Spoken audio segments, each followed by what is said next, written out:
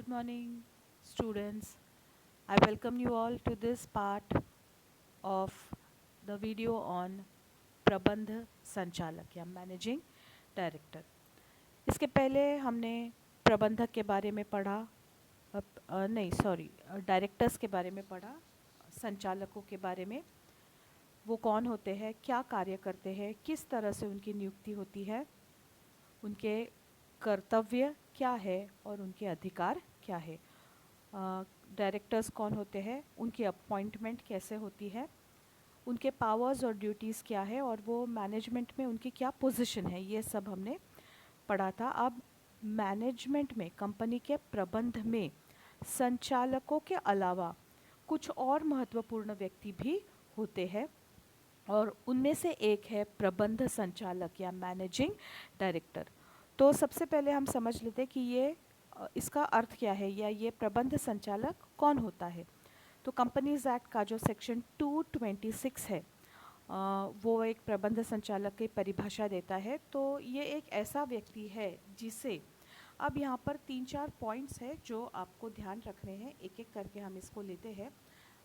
He is one who bye virtue of agreement with the company, company के साथ किए गए अनुबंध के अंतर्गत या कंपनी के सामान्य सभा में पारित प्रस्ताव के अंतर्गत, मतलब कि कंपनी के जनरल मीटिंग में रेजोल्यूशन जो पास हुआ है सामान्य सभा में पारित प्रस्ताव के अंतर्गत, या कंपनी के संचालक सभा में पारित प्रस्ताव के अंतर्गत resolution passed in directors meeting, या कंपनी के पार्षद सीमा नियम या पार्षद अंतर नियम के अंतर्गत बाय मेमोरेंडम ऑफ एसोसिएशन और articles of association. English medium आप ध्यान दीजिए, यहाँ पे पॉइंट नंबर 4 में जो MOA है वो है मेमोरेंडम ऑफ एसोसिएशन और AOA जो है वो है आर्टिकल्स ऑफ एसोसिएशन. तो मेमोरेंडम ऑफ एसोसिएशन मतलब पार्षद सीमा नियम और आर्टिकल्स ऑफ एसोसिएशन मतलब कि पार्षद अंतर नियम.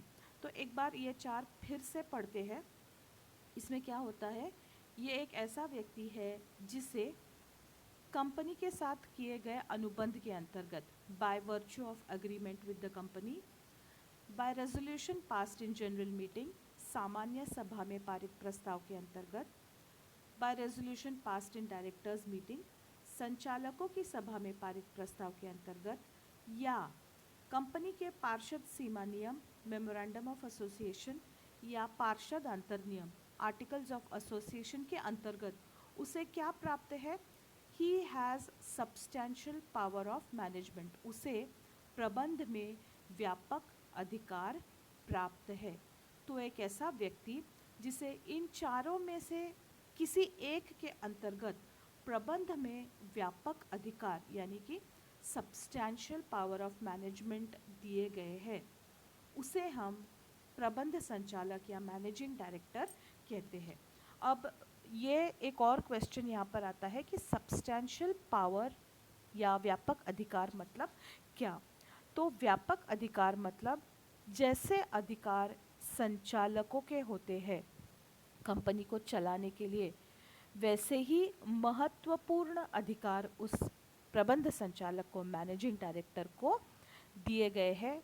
परंतु ये प्रबंध संचालक संचालकों के अंतर्गत काम करता है, मतलब कि he works under the superintendence of board of directors. उसका जो भी काम है वो संचालकों से पूछ करके उनके पूर्व सम्मति से उसे करना है. तो उसके पास व्यापक अधिकार है, परंतु उसके अधिकारों पर संचालकों का नियंत्रण है. He works under the superintendence of board of directors in spite of having substantial powers of management. अब ये भी ज़रूरी है कि उसे खुद एक संचालक होना है, उसे स्वयं एक संचालक होना चाहिए, वो खुद एक डायरेक्टर होना चाहिए. और जब हम कहते हैं कि प्रबंध संचालक को भी संचालक होना ज़रूरी है या managing director should also be a director, तो इसी का मतलब कि डायरेक्टर्स की जो क्वालिफिकेशंस है वो सब इस पर भी लागू हो जाती है. अब वो क्या नहीं कर सकता, वो क्या नहीं कर सकता है, बावजूद इसके कि उसके पास व्यापक अधिकार है, सब्सटैंशियल पावर्स है, 4 चीज़ें ऐसी है जो वो नहीं कर सकता है। सबसे पहला है affix common seal on documents. हम जानते हैं कि कंपनी के सभी महत्वपूर्ण प्रलेखों पर, कंपनी के सभी इम्पॉर्टेंट डॉक्यूमेंट्स पर कंपनी की सार्वमुद्रा या कॉमन सील होती है, तो ये लगाने का अधिकार उसके पास नहीं है। सेकेंड है ही कैनॉट ड्रॉ और एंडोर्स एनी चेक और negotiable instrument for the company. वो कंपनी के नाम से किसी भी तरह का परक्रम्य लिखित, यानी कि जैसे कि विनिमय पत्र होते हैं या वचन पत्र, प्रॉमिसरी नोट होती है, उसको वो नहीं ड्रॉ कर सकता, या एंडोर्स मतलब कि उसको वो आगे नेगोशिएट नहीं कर सकता है। तीसरा है अंश प्रमाण पत्र पर हस्ताक्षर, he can not sign the share certificate of a company. और चौथा है he can not direct registration and transfer of shares. कंपनी के हस्तांतरण, हस्तांकन या पंजीयन में वो कोई हस्तक्षेप नहीं कर सकता। तो इस तरह से प्रबंध संचालक वो व्यक्ति है जिसको प्रबंध में व्यापक अधिकार प्राप्त है, परंतु वो अपने अधिकारों का उपयोग संचालकों के अंडर, यानी कि उनके सुपरिंटेंडेंट्स, उनके देखरेख के अंतर्गत ही कर सकता है, और उसका संचालक होना भी ज़रूरी है। और इसके बावजूद कि उसके पास व्यापक अधिकार है, उसके पास 4 ऐसे अधिकार हैं जिनसे उसको वंचित रखा गया है। वो इन चीज़ों को नहीं कर सकता। वो क्या नहीं कर सकता? वो कंपनी के डॉक्यूमेंट्स पर कॉमन सील नहीं लगा सकता, सार्वमुद्रा नहीं लगा सकता। वो कंपनी के लिए कोई नेगोशिएबल इंस्ट्रूमेंट्स या बिल ऑफ एक्सचेंज या चेक ड्रॉ या एंडोर्स नहीं कर सकता। वो कंपनी के नाम से किसी भी